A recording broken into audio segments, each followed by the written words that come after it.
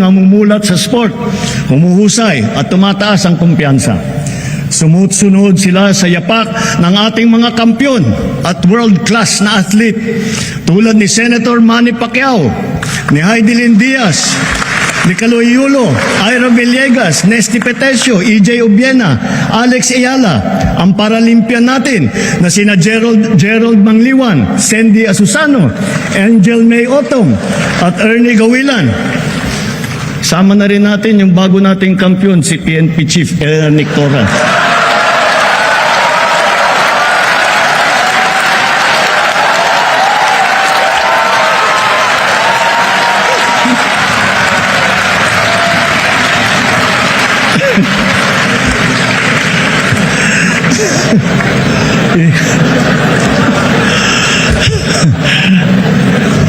Gulat si Chief PNP. Kailan lamang nag-inspeksyon ako sa naging epekto ng habagat ng bagyong Krising, Dante at Emong. Kitang-kita ko na maraming proyekto para sa flood control ay palpak at gumuho. At yung iba, guni-guni lang. Huwag na po tayo magkunwari. Alam naman ng buong madla na nagkakarakit sa mga proyekto.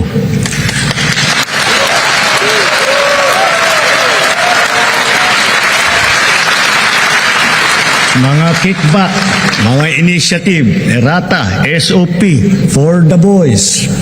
Kaya sa mga nakikipagsabwatan upang kunin ang pondo ng bayan at nakawin ang kinabukasan ng ating mga mamamayan, mahiya naman kayo sa inyong kapwa Pilipino.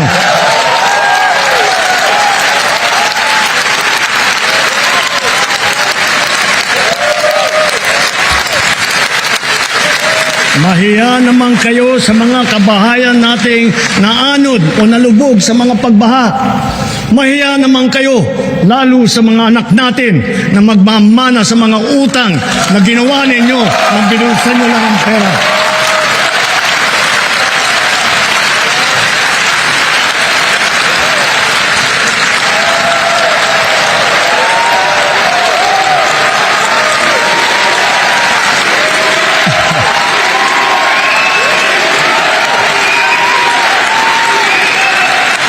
Para hindi na maulit, so that this will not happen again.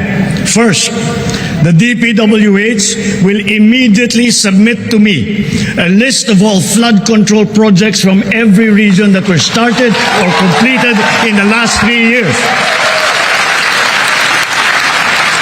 Second, the Regional Project Monitoring Committee shall examine that list of projects and give a report on those that have been failures, those that were not finished, and those that are alleged to be ghost projects.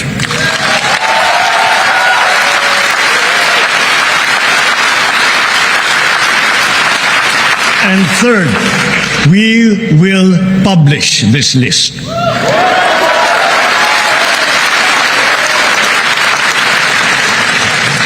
Isa sa publiko natin ang listahang ito.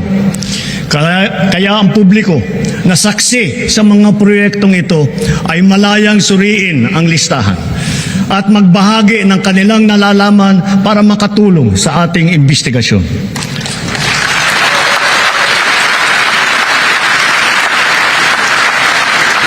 At the same time, there will be an audit and performance review regarding these projects to check, to make sure, and to know how your money was spent.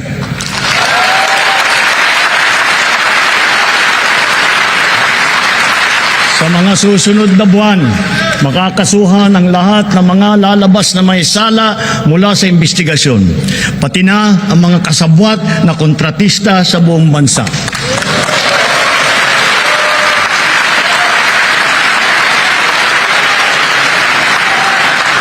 Kailangan malaman ng taong bayan ang buong katotohanan. Kailangang may managot sa naging matinding pinsala at katiwalian. Mula pa noong 2014, 11 taon, mula ngayon, gawin ninyo ang lahat na makakaya upang hindi na uli magkaroon ng backlog sa plaka. Dahil kailangan bumawi sa publiko, tiyakin din ninyo na may lalabas na ang rehistro at ang plaka ng bagong sasakyan sa loob ng naipangako ninyong 3 araw.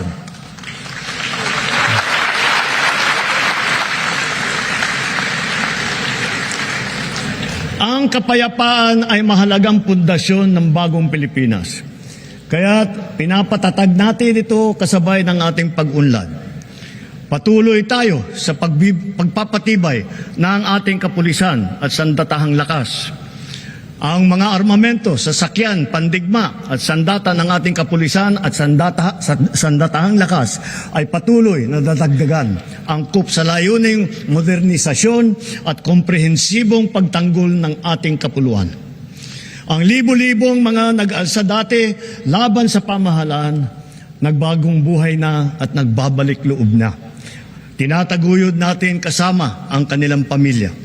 Katuwang ang pribadong sektor, pinapaunlad din natin ang kanilang pamayanan at naglalatag tayo ng mga daan, patubig at marangal na hanap buhay.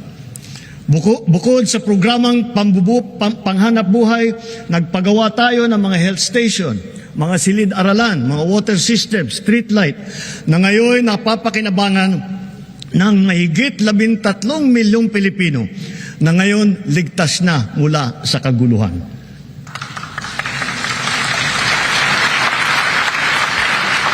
At sa wakas, wala na ring nalalabing grupong gerilya sa bansa. Titiyakin ng pamahalaan na wala na mabubuo muli.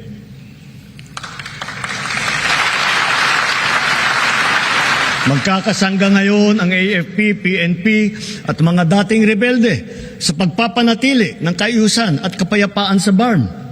Kaya naman, ang lipunan natin ngayon ay mas mapayapa, mas mapangalaga rin sa karapatang pantao, anuman ang edad, kasarian, kondisyon o pangkat. Ngunit, kahit pa sinasabing bumababa ang antas ng krimen sa bansa, walang ibang magpapalubag ng pangamba at pagkabahala lalo na sa ating mga biktima mismo ng kriminalidad. Kaya ang puwersa ng ating kapulisan ay nagbabantay at rumoronda na para nararamdaman ng taong bayan. Sila ay re-responde sa tawag ng tungkulin sa loob lamang ng 5 minuto.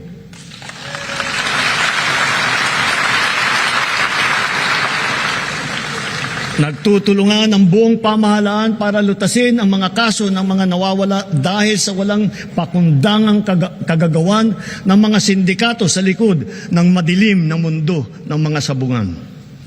Hahabulin at pananagutin natin ang mga utak at mga sangkot, sibilyan man o opisyal.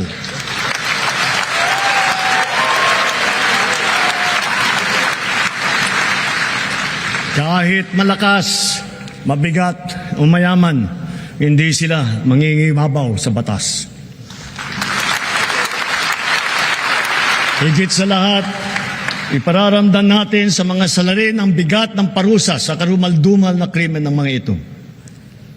Sa mga isinagawang pagsakote sa mga bodega at laboratorio at takang pagpasok, halos 83 bilyong pisong halaga ng droga ang nakumpiska na. Kamakailan lamang, may mga malalaking kargamento na nagkakahalaga ng bilyon-bilyon na nasabat natin sa Zambales, sa Pangasinan, sa Cagayan, Tondo, Muntinlupa, Ilocos Sur, Ilocos Norte, Cebu, Batangas, Rizal at Cavite. Noong isang buwan, personal kong sinaksihan ang pagsira ng halos 1.5 tonelada ng shabu at iba't ibang klase pa ng illegal na droga. Sa lahat ng mga operasyon na ito, mahigit 153,000 ang naaresto. Mahigit 9,000 at 600 sa kanila ay high-value target. Ang pinakamasaklap, mahigit 677 sa kanila ay kawani ng pamahalaan. Mahigit 100 ay halal na opisyal. Mahigit 50 ay pulis. Sa 3 taon lamang, halos mapantayan na ang kabuuang huli ng nakaraang administrasyon.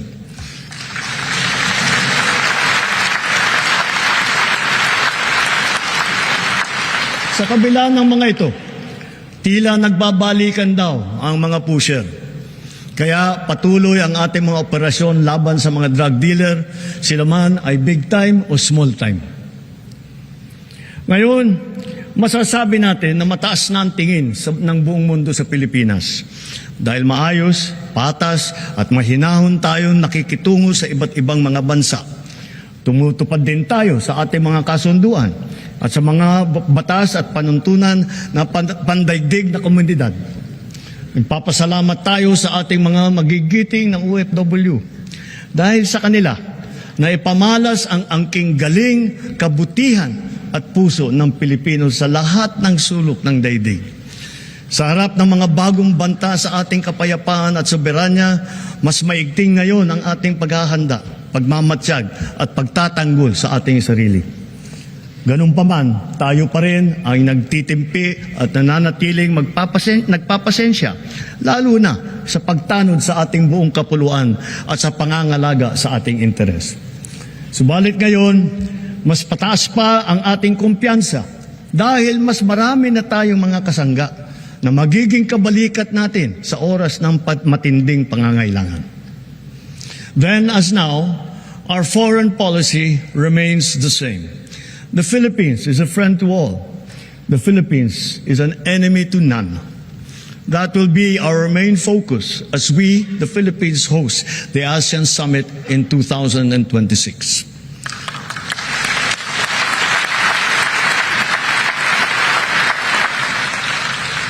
Para sa ating mga Pilipino, malayo man, malapit din, kasing sidhi ang paglingap natin sa ating mga kababayang nasa ibang bansa, lalo na ang nasa panganib at nagdadaan sa matinding pagsubok. Hindi po biro at sadyang mapanganib ang hanap buhay ng ating tripulante. Ang trahedya na sinapit nila sa kamay ng mga rebeldeng Houthi ay isang halimbawa. Matapos ang mahigit 4 na araw, ang mga kababayan nating nang binihag ng rebeldeng Houthi ay pinalaya na rin, dala ng ating pakikipagtulungan sa Sultanate of Oman. Gayon din, dahil sa ating masigasig ng pakikipag-ugnayan, sa loob ng 3 taon, nagawaran ng kapatawaran ang mahigit 600 kababayan nating nahatulan dahil sa sari-saring paglabag sa batas sa ibang bansa, lalo na sa UAE, sa Qatar, sa Bahrain at sa iba pa. And so, for their crucial and most beneficent sovereign intervention, I personally convey the entire nation's sincerest gratitude to the Sultanate of Oman. Feeling tired? Stressed? Get a full body checkup with 110 essential tests for only $99. The United Arab Emirates, the State of Qatar, the Kingdom of Bahrain, the State of Kuwait, and to all the leaders of various countries that have granted clemency and have shown kindness to our beleaguered compatriots. Maraming salamat po. Thank you very, very much.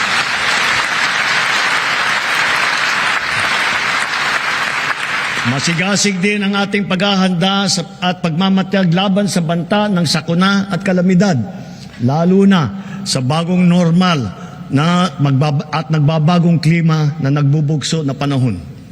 Ngayong Hulyo, 4 na bagyo na ang dumaan sa atin. Sabi ng Pag-asa, mga 12 pa ang nagbabantang papasok sa bansa hanggang Disyembre.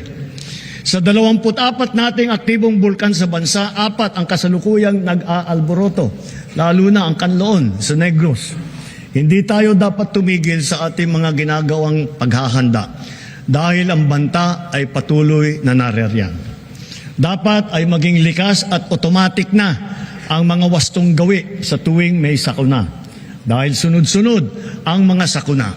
Lalo na ang bagyo, mahalagang itanim ang prinsipyo na continuous improvement, kung saan tayo ay natututo sa palaging humuhusay at sa bawat karanasan. Nareremedyohan kung saan tayo nagkulang at saan natin dapat galingan pa. Kasama ng mga mahalagang infrastruktura, dadagdagan pa natin ang mga makabagong evacuation center ng ating naipatayo na. Hindi na dapat pang gamitin bilang evacuation center ang ating mga paaralan.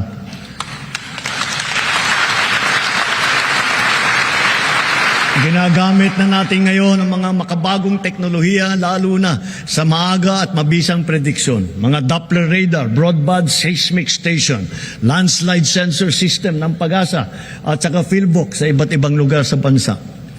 Sa epektibong pagsasaklolo, nakakatulong ang mga mobile command and control vehicle ng DOST na ipinamahagi natin sa 11 LGU sa buong bansa. Sa ating mga kababayan, hindi magtatagumpay ang anumang paghahanda natin kung wala ang tulong po ninyo. Hiling din namin ang inyong kooperasyon, inyong disiplina, pagmamatsyag at bayanihan bilang responsableng mamamayan. Kooperasyon sa mga malawakang ensayo, pagsunod sa mga babala at tagubilin, tulad ng agarang paglikas at pag-iwas sa mga danger zone.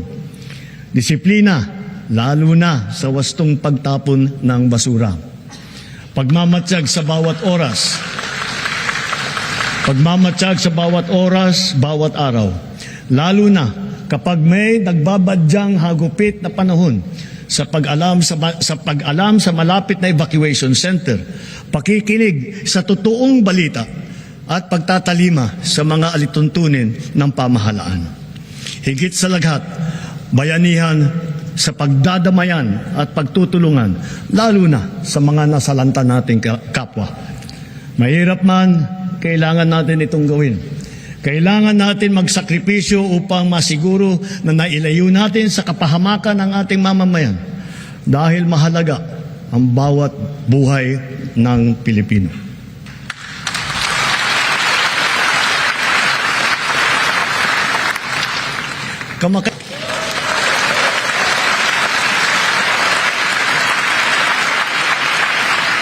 Therefore, for the 2026 national budget, I will return any proposed general appropriations bill that is not fully aligned with the national expenditure program.